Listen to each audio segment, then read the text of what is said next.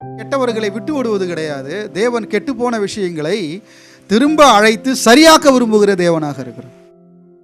நம்முடைய வீட்டிலே நாம் செய்கிறதான பலகாரங்கள் கெட்டு போகிறது. அதை நம்ம மறுபடியும் சரிப்படுத்துறது கிடையாது. அதை டிஸ்போஸ் பண்ணிடுறோம். அநேக முறை நாமும் கெட்டு போகிறோம். நம்ம எப்போதும் நன்றாக இருப்பது கிடையாது. எத்தனை முறை நாம் கெட்டு போகிறோம். நம்மை போல தேவன் நினைத்திருப்பார், ஆனால் நம்ம என்னைக்கு டிஸ்போஸ் பண்ணியிருக்கலாம் தேவன். ஆனால் தேவன் கெட்டு போனதை ரட்சிக்க வந்தவராக இருக்கிறார்.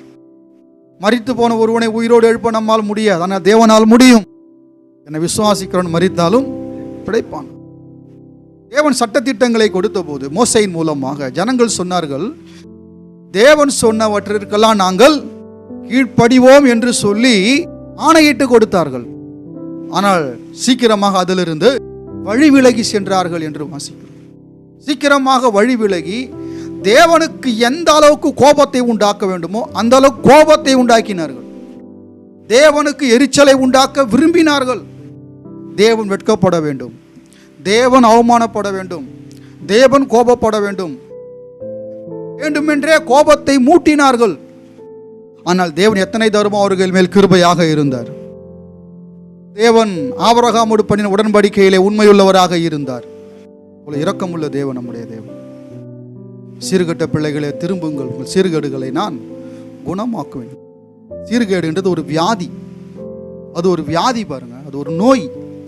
அந்த நோயை தேவன் குணமாக்குகிறார்.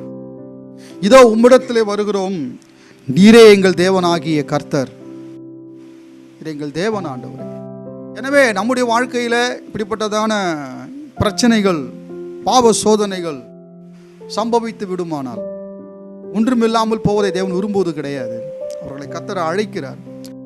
நாம் என்ன செய்யணுமா, எவ்வளோ சீர்கேடுகளுக்குள் இருந்தாலும் தேவன் அழைத்தவுடனே சொல்ல வேண்டுமா, இதோ நாங்கள் வருகிறோம். அங்கே சென்று விடுவோம், இல்லாவிட்டால் மாண்டு விடுவோம். பாவம் மனிதனை வஞ்சிக்கிறது. பிசாசு சொல்லுவான், இது செய்கிறது தப்பே இல்லை, செஞ்சதுக்கப்புறம் சொல்லுவான், செஞ்சிட்டியா நீ அவ்வளோதான்னு சொல்லுவான். யாரும் செய்யாதேனா செய்ய போற, நீ மனுஷன் தானே, செய்கிற வரைக்கும் தூண்டி விட்டுக்கிட்டே இருப்பான். செஞ்சு முடிச்சோடனே சொல்லுவான், அவ்வளோதான், நீ கதை முடிஞ்சது, உன் கதை. இனிமே கர்த்தர் உன்னை ஏற்றுக்கொள்ள மாட்டார், நாசமாக போ என்று பிசாசு மனிதனை கெடுக்கிறான். ஆனால் தேவன் மனிதனை அழைக்கிறார். பிசாசுக்கு நம்மை நாசமாக்கத்தான் தெரியும். ஆனால் தேவன் நம்மை குணமாக்குகிற தேவனாக இருக்கிறார். அவன் நம்ம எந்த அளவுக்கு சீர்கேடுக்குள் ஆக்கி இருந்தாலும், நம்மை உருக்குலையே வைத்திருந்தாலும் குணமாக்குகிற தேவன் நம்மோடு கூட இருக்கிறார்.